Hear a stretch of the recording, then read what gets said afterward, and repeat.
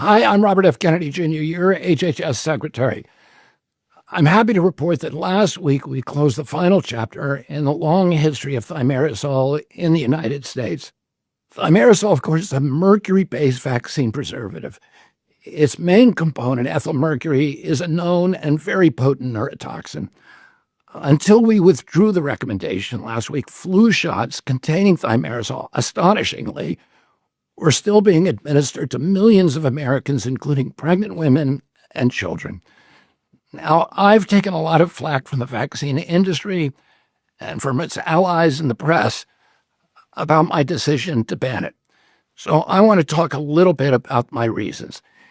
In early 2001, the director of the FDA Office of Vaccine Research and Review, late William Egan, admitted under oath before Congress that thimerosal's safety had never been studied in human beings. Further, CDC has no existing guidelines for safe exposures to ethyl mercury. It's therefore inexcusable that these agencies allowed neurotoxic mercury to be injected into Americans for so long.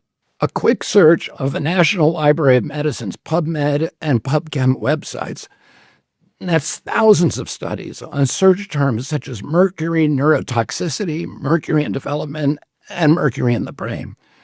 Hundreds of them identify thimerosal as a potent neurotoxin, a carcinogen, a mutagen, and an endocrine disruptor. But let's put all that peer-reviewed science aside and just look at what the government itself and the vaccine industry say about thimerosal. Thimerosal's own label advises against its use during pregnancy, pointing out that thimerosal has never been shown to be safe and that it causes mutations in mammals. Thimerosal's material safety data sheet acknowledges that thimerosal is toxic, that it has nervous system and reproductive effects, that it's mutagenic in mammalian cells, that exposure to mercury and thimerosal in utero and in children could cause mild to severe mental retardation and mild to severe motor coordination impairment.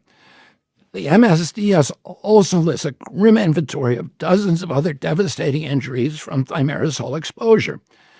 In 2001, the National Institute for Environmental Health Sciences warned that thimerosal is toxic by ingestion and inhalation.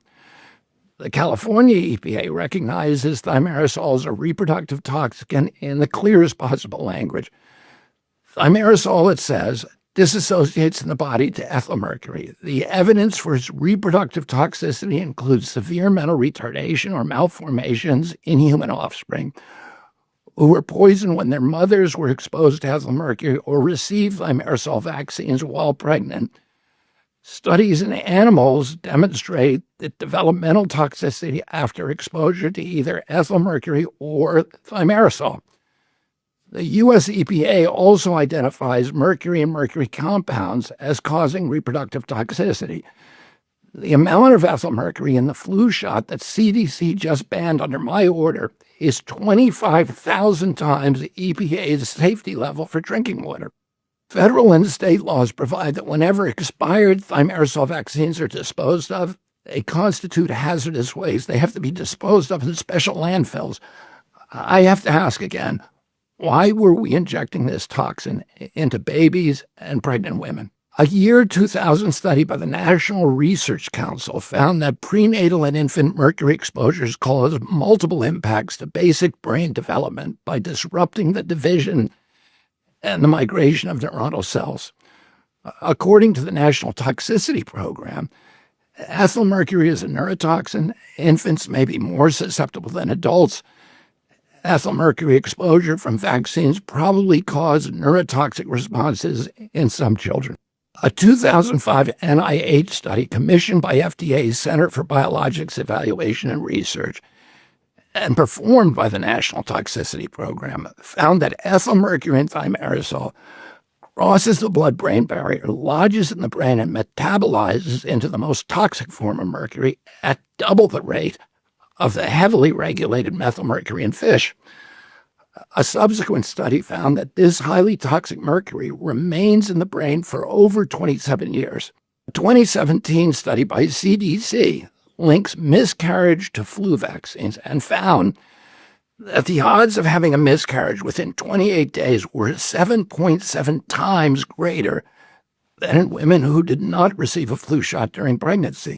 Another study published that same year in the Journal of the American Medical Association found an elevated risk of autism spectrum disorders in children whose mothers had received a first trimester flu shot. Instead of immediately withdrawing thimerosal from flu shots to protect women and their babies, CDC issued a gag order instructing its personnel not to discuss that study. On October 1st, 2001, the Institute of Medicine of the National Academy of Sciences issued a report concluding that the link between thimerosal and the rise of neurological injuries in American children, including autism, is, quote, biologically plausible, end quote. And they recommended the termination of all thimerosal-preserved vaccines. Regulators should never have allowed mercury in any vaccine, especially those given to children. They had the science, but they chose to ignore it. For 20 years, I've been battling to get mercury out of vaccines. Instead of following the science, CDC and its allies in the industry and the pharma-funded media have marginalized, vilified, and censored parents, doctors, and scientists who question the wisdom of using mercury in vaccines by calling them by the pejorative anti-vaxxer. I've been trying to get mercury out of fish for 40 years, and nobody called me anti-fish. That's the pattern we've seen for too long. Companies protect profits by suppressing the science, and regulators lie to the public and look the other way. But this pattern ends now under President Trump's new HHS. I'm happy to announce that my newly appointed CDC Advisory Committee on Immunization Practices voted in June to recommend a full ban on mercury-containing preservatives in all vaccines, including flu shots. I formally approved that recommendation last week. The decision breaks decades of paralysis, and it fulfills the 1999 promise by the National Academy of Sciences, and it finally aligns U.S. vaccine policy with that of developed countries that removed mercury additives decades ago. Let me be clear, flu vaccines will remain available. Manufacturers have confirmed that they can shift from mercury-preserved multi-dose vials to single-dose applications, and this change ensures the uninterrupted supply for both the Vaccines for Children program and adult vaccination efforts. Now that the U.S. has removed mercury from all vaccines, we urge global health authorities to follow suit for the protection of children around the world.